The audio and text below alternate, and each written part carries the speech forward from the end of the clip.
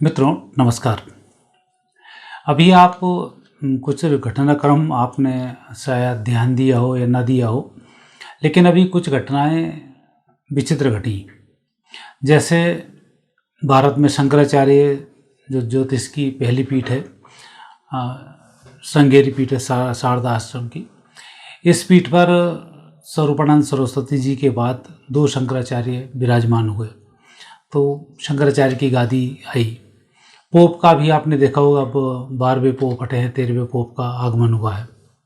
मित्रों, मेरे वीडियो कुछ दिन के बाद लोग कॉपी करके 2-3 घंटे बाद ही भेजना शुरू कर देते हैं, कुछ का कुछ भेज देते हैं, तो आधी अधूरी जानकारी आप तक पहुंच पाती है। तो कृपया इस चैनल को सब्सक्राइब करना आप नहीं भूलें, ताकि सही जानकारी आप तक पहुँच जाए।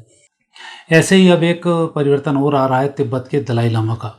दलाई लामा के स्थान पर दूसरे लामा का चयन किया जाएगा, और इन चयन में तीनों विवादास्पद हैं। स्वरूपानंद जी सरस्वती जी के बाद जो दो शंकराचार्य बनाए गए, ये भी विवादास्पद हैं और इनके बयान भी विवादास्पद हैं। ऐसे ही पोप के बारे में भी कहा जाता है, और ऐसा ही अब दलाई लामा के जो उत्तराधिकारी आ रहे हैं उन पर चीन बोल रहा है कि हमारी सरकार का व्यक्ति होना चाहिए, और दलाई लामा बोल रहे हैं जो नियम के अनुसार लामाओं का चयन किया जाता है वो फिर दलाई लामा चुनना चाहिए।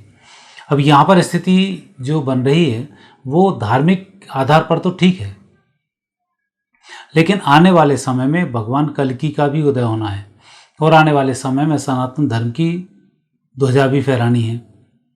अब ऐसे कॉम्बिनेशन तैयार हो रहे हैं कि इसमें अब चीन मुंह की खाने वाला है। और ये जो लामा हैं, अभी के वर्तमान जो लामा हैं, इनके बाद जो लामा आएंगे वो विवादास्पद होंगे, और ये विवादास्पद लामा चीन के टुकड़े कराने की ओर संकेत प्रदान कर रहे हैं। जैसा कि अभी मैंने पहले कहा था कि चीन के अंदर बहुत बाढ़ आएंगी, तबाही आएगी, तो आप देख ही रहे होंगे चीन के अंदर किस कदर बाढ़ आ रही है। हालांकि बाढ़, भूकंप और इनकी बात तो मैंने भारत में भी की थी, तो आपने हिमाचल, उत्तराखंड, उत्तर भारत को आपने देखा होगा कि किस तरह से जलमग्न हो रहा है, और कैसे वाहन बह कर बाजार में जा रहे हैं और बड़ी बड़ी नदियों में बह रहे हैं। तो ये जो परिवर्तन हो रहा है प्रकृति का, ये परिवर्तन यूं ही नहीं हो रहा है, और इन धर्माचार्यों के माध्यम से ही प्रकृति टिकी हुई है। अब धर्माचार्यों के जो आचरणों में कहीं ना कहीं कोई कमी या नेगेटिव स्थिति आ रही है, उसके कारण भी प्रकृति कुछ नेगेटिव होती जा रही है। आने वाले समय में सनातन की पताका फहरने वाली है, और लामा बौद्ध धर्म के हैं, और बौद्ध धर्म का अब जैसे जैसे इन सब धर्मों का, इन सब संप्रदायों का विस्तार होता है, प्रकृति जब अपना रूप समेटती है तो सब एक एक करके समेटते चले जाते हैं, और वापस प्रकृति मूल रूप में आ जाती है।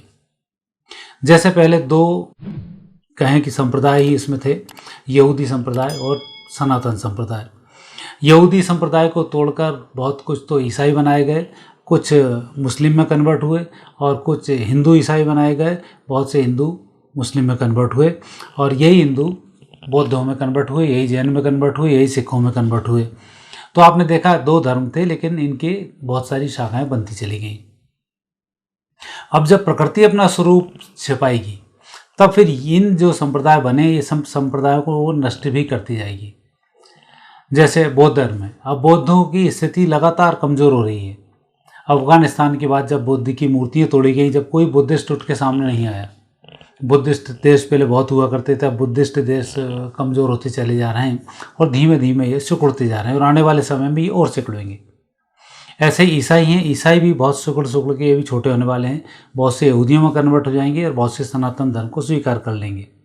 और यही स्थिति मुस्लिमों के साथ भी है।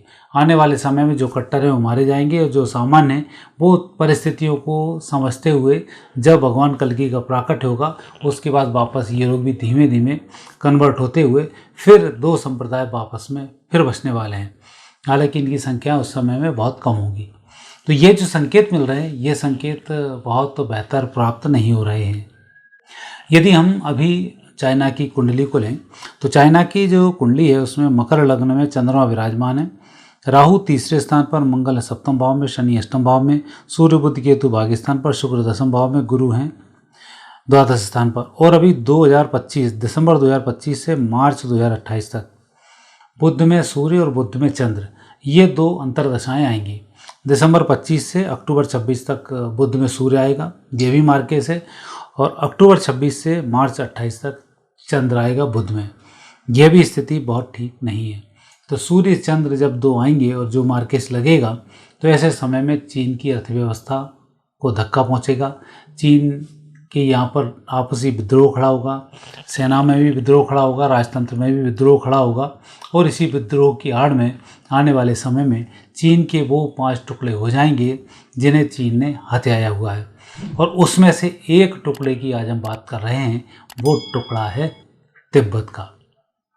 और तिब्बत की जो स्थिति बन रही है वो स्थिति बहुत जल्दी ही 2028 तक खराब होने वाली है और तिब्बत चीन के हाथों स्वतंत्र होने वाला है। ये जो दलाई लामा है, वर्तमान दलाई लामा की यदि हम कुंडली देखते हैं तो उस कुंडली में वृषभ लग्न है, केतु बुध तीसरे स्थान पर है, शुक्र चंद्र चौथे स्थान पर है, मंगल पंचम भाव में है, गुरु छठे स्थान पर है, राहु अष्टम भाव में है और शनि है दसम स्थान पर। और अभी शनि की महादशा 2008 से 2027 तक चल रही है और शनि में अभी चल रहा है गुरु का अंतर। और इन दलाई लामा जी के लिए गुरु का अंतर बहुत अच्छा नहीं है। शनि में गुरु एक तरीके से यूँ कहें कि मार के इसकी स्थिति यहाँ पर बन रही है, जो बहुत बेहतर नहीं है। अब चूँकि धर्म गुरु हैं और बहुत अच्छे गुरु हैं, साधक हैं, तो इनकी लीला तो भगवान ही जानता है। परंतु ज्योतिषीय गणित के अनुसार अभी अपना जो उत्तराधिकारी चुनने जा रहे हैं वो उत्तराधिकारी चीन के टुकड़े कराने वाला है, ऐसी ग्रह स्थिति दिखाई दे रही है। कारण है कि दलाई लामा की कुंडली और चीन की कुंडली को देखा जाए तो दलाई लामा के चंद्र से जो चीन का चंद्रमा है यह षडाष्टक योग में बन रहा है और दलाई लामा की कुंडली में शत्रुअंत योग बन रहा है। और यह योग संकेत कर रहा है कि इन दलाई लामा को जो भारत का समर्थन प्राप्त हो रहा है उस समर्थन से तिब्बत में एक तरीके से कोई नई ऊर्जा का जन्म होगा और जो ऊर्जा होगी उस ऊर्जा को चीन सहन नहीं कर पाएगा और चीन को जाने अनजाने ही सही, परिस्थितियों वश से ही तिब्बत को आज़ाद करना होगा। और ये आज़ादी उसकी 2028 के आसपास से 28-29 में बनती है। तो आने वाला समय चीन के लिए बहुत बेहतर समय नहीं है और तिब्बत के लिए आने वाला समय बहुत बेहतर है, लेकिन काफ़ी उथल पुथल के बाद। तो तिब्बत का एक्चुअल जो वजूद बचेगा वो नहीं होगा जो तिब्बती अभी सोच रहे हैं। ये सब परिवर्तन होगा और तिब्बत में फिर सनातन का झंडा फहराएगा और आने वाले समय में तिब्बत वापस भारत का अभिन्न अंग बनने की स्थिति में आ जाएगा। और दलाई लामा का जो इतने लंबे समय से भारत के अंदर भ्रमण चल रहा है, धर्मशाला में जो उनके ऑफिस बने हुए हैं, ये संकेत भी है कि जो शरण मांग कर आगे बढ़ रहा है उसके पुण्यों से भारत को लाभ मिलने वाला है। और भारत को बहुत लाभ इसलिए भी मिला कि भारत कई लोगों की शरण स्थली बना हुआ है, इवन आतंकवादियों की भी वो शरण स्थली बना हुआ है। कई सारे आतंकवादी यहाँ आते हैं, बड़े प्रेम से रहते हैं, मज़े करते हैं, प्रधानमंत्रियों के साथ जाते हैं, फ़ोटो खिंचवाते हैं, बिरयानी खाते हैं। तो ऐसे जो आतंकी रहे हैं उनकी भी भारत ने शरण प्रदान की है। तो ये संकेत मिले हैं कि आने वाले समय में अब भारत विश्व विजय की ओर आगे बढ़ने वाला है और इस विश्व विजय में एक आहुति तिब्बत की भी डलने वाली है और तिब्बत आने वाले समय में भारत का अंग होने वाला है। तो इस प्रकार के जो ग्रह योग चल रहे हैं, यह ग्रह योग संकेत दे रहे हैं कि आने वाला समय बहुत ही शुभ समय है, तरक्की का समय है। और तिब्बत के यदि हम ग्रह योग देखें तो तिब्बत के ग्रह योग भी चीन के ग्रह योगों से मैच नहीं खाते हैं। तो इसलिए तिब्बत की जो स्थिति जब से चीन के पास गया है तब से चीन लगातार इनका शोषण कर रहा है, यहाँ की भूमि का दोहन कर रहा है, यहाँ के खनिजों का दोहन कर रहा है। चीन का तो है जिस देश को पहले पकड़ो उसके सबसे पहले वहाँ पे खाद्यान्न ढूंढो, सारी खनिज सामग्री ढूंढो और उसका उत्पादन करना शुरू कर दो, उसको खोखला कर दो। क्योंकि चोर को पता होता है चोरी की चीज़ कभी ना कभी वापस व्यक्ति के पास पहुँच जानी है, वो इसलिए इस चीज़ का जितना ज़्यादा से ज़्यादा उपभोग कर सके चीन वही काम कर रहा है। चीन को करना भी चाहिए था, लूटा था जिस तरह से उसने, तो वो चल रहा है। लेकिन इस तरीके से चोरी की चीज़ का उपभोग करने से बहुत से पाप चढ़ जाते हैं और उन पापों का जो अंत होता है बहुत बुरा होता है। और इसी अंत के लिए अब चीन तैयार हो रहा है और आने वाला जो समय है चीन के लिए बहुत बेहतर समय नहीं है।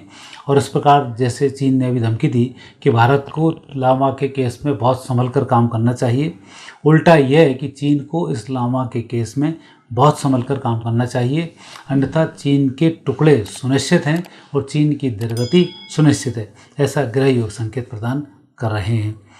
मित्रों, यह था दलाई लामा और चीन का भविष्य और आने वाले समय में भारत की स्थिति। आगे फिर नए विषय के साथ आपसे भेंट होगी। मुझे आज्ञा दीजिए। नमस्कार।